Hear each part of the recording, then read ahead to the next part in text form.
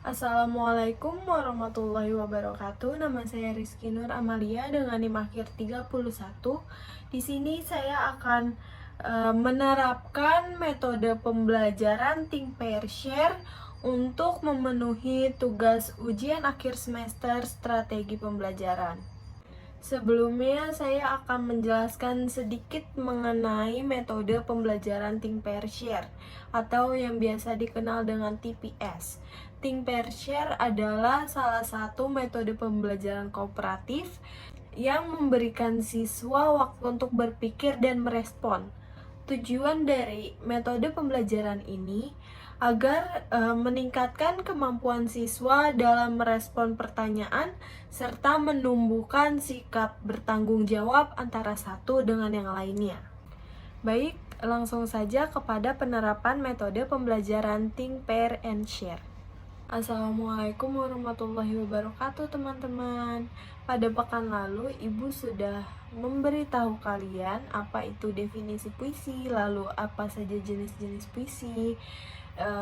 Apakah kalian semua masih ingat? Baik, jika sudah memahami materi yang telah Ibu sampaikan pada pekan lalu, maka pada pertemuan kita hari ini kita akan belajar sambil bermain.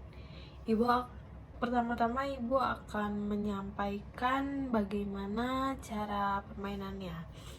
Cara permainannya adalah pertama kalian mencari pengertian dari jenis-jenis puisi yang ada, kemudian kalian berdiskusi kepada teman satu mejanya mengenai pengertian tersebut.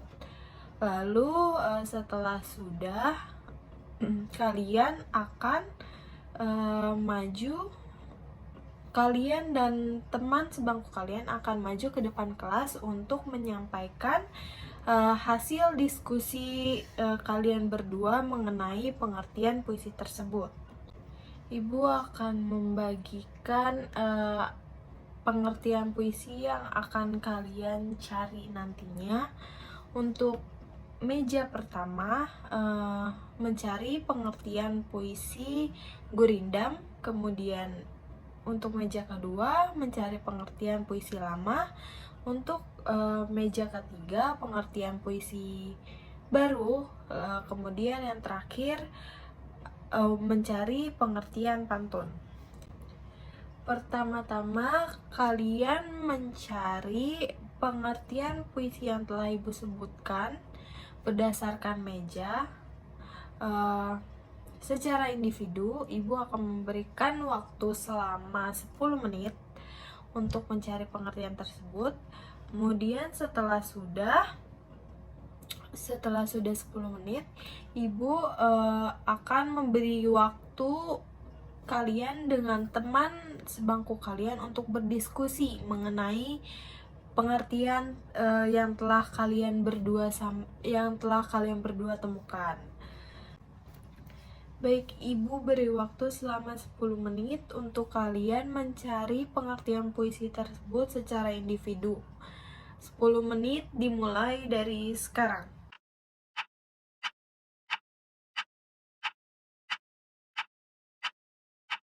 Baik, sudah 10 menit berlalu untuk mencari pengertian secara individu. Kemudian sekarang setelah menemukan pengertian puisi-puisi tersebut secara individu, kalian Ibu beri waktu selama 5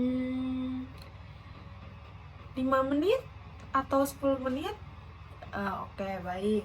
Ibu beri waktu selama 10 menit lagi untuk berdiskusi dengan teman sebangku mengenai pengertian-pengertian yang sudah kalian dapatkan hingga mendapatkan satu jawaban yang sesuai dan tepat untuk dipresentasikan kepada teman-teman sekelas kalian.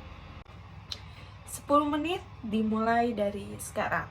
Jangan ribut ya, diskusi saja agar tidak mengganggu diskusi teman-teman kalian yang lain. Dimulai dari sekarang.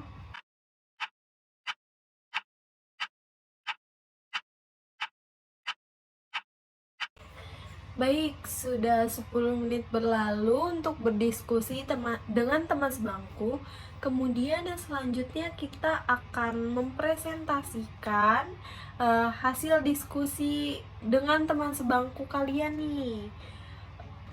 Ibu akan menunjuk 2 nama pertama yang akan mewakilkan meja pertama, yaitu pengertian gurindam. Ibu akan menunjuk kira-kira siapa ya? Oke, baik. Karina dengan Meta dipersilakan untuk mempresentasikan hasil diskusi kalian mengenai pengertian gurindam. Silahkan. Baik, terima kasih kepada Karina dan Meta yang telah mempresentasikan apa itu pengertian gurindam yang sudah sangat jelas. Sekarang beri tepuk tangan kepada Karina dan Meta. Di sini Ibu akan jelaskan sedikit lagi mengenai pengertian gurindam, yaitu gurindam adalah salah satu jenis puisi yang memadukan antara sajak dan peribahasa. Jumlah baris pada gurindam hanya 2 dengan rima a. Kemudian gurindam ini berisi tentang ajaran yang berkaitan dengan budi pekerti maupun keagamaan. Mungkin segitu saja yang dapat Ibu sampaikan dan tambahkan mengenai pengertian gurindam. Baik, kemudian Ibu akan panggil 2 orang berikutnya untuk mempresentasikan hasil diskusi mengenai pengertian puisi lama. Oke, kepada Haikal dan Rehan dipersilakan untuk mempresentasikan hasil diskusi kalian mengenai puisi lama. Baik, terima kasih Haikal dan Rehan. Sangat jelas sekali untuk memaparkan materi puisi lama tersebut. Beri tepuk tangan. Oke, selanjutnya Ibu akan menambahkan lagi sedikit mengenai puisi lama. Apa itu puisi lama? Puisi lama adalah puisi yang penulisannya masih terikat oleh peraturan tertentu. Aturan di dalam puisi lama berkaitan dengan jumlah kata atau suku kata dalam tiap baris, jumlah baris yang terdapat dalam tiap bait, serta rima dan irama. Seperti itu pengertian puisi lama. Kemudian kita akan masuk kepada materi berikutnya. Oke, Ibu akan menunjuk 2 nama untuk mewakilkan meja nomor 3 untuk mempresentasikan mengenai puisi baru. Kepada Dimas dan Juan dipersilakan untuk mempresentasikan mengenai puisi baru. Baik, terima kasih kepada Dimas dan Juan yang telah mempresentasikan mengenai pengertian puisi baru secara detail dan baik. Mari kita berikan tepuk tangan kepada Juan dan Dimas. Ibu akan menjelaskan sedikit lagi mengenai puisi baru. Puisi baru adalah jenis puisi yang tidak terlalu terikat kepada ketentuan jumlah baris, suku kata maupun rima. Bentuk puisi baru lebih bebas bila dibandingkan dengan puisi lama. Jika tadi puisi lama bentuknya masih mengikuti peraturan-peraturan tertentu, sekarang puisi baru ini lebih bebas bentuknya dan tidak mengikuti peraturan-peraturan yang ada. Lalu puisi baru terbentuk di dalam masyarakat baru yang telah mengalami akulturasi budaya. Baik, materi terakhir kita adalah pantun yang akan dipresentasikan dengan 2 orang yang mewakilkan meja 4, yaitu ada Jeno dengan Juna. Dipersilahkan kepada Jeno dan Juna untuk mempresentasikan pengertian pantun.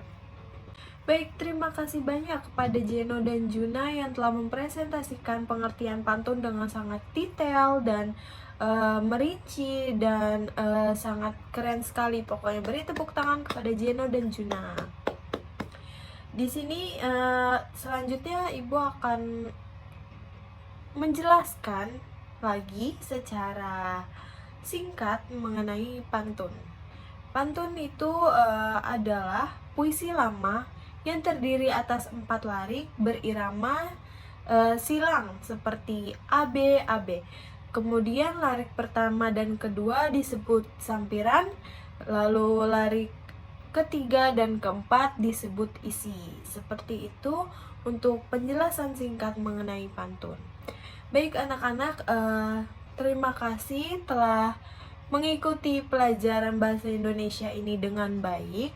Semoga kalian dapat menerima pelajarannya dengan baik, kemudian kalian dapat menerapkannya di kehidupan sehari-hari.